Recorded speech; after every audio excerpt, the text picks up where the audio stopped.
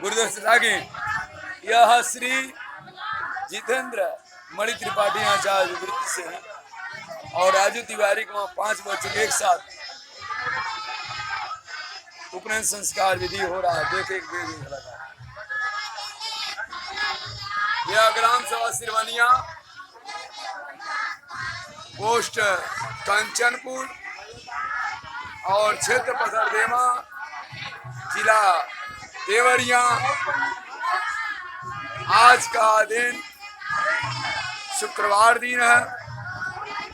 ये माताएं बहनें आई हैं। ग्रामीण संस्कार चल रहा है। ज्यादा ज्यादा लाइक और कमेंट लिखे। जय माता दी।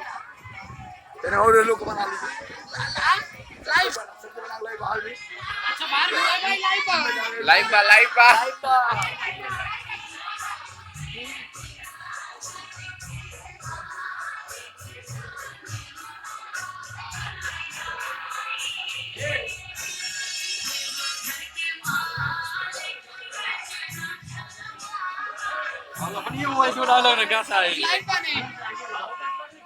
हो गया लाइव। पंडित जी हैं। भगवान का हो गया सब हो गया।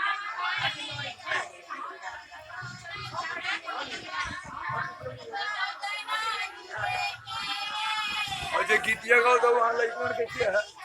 लड़कों गीतिया जगह हो तो क्या है? ये हम जानते हैं कि वहाँ के हैं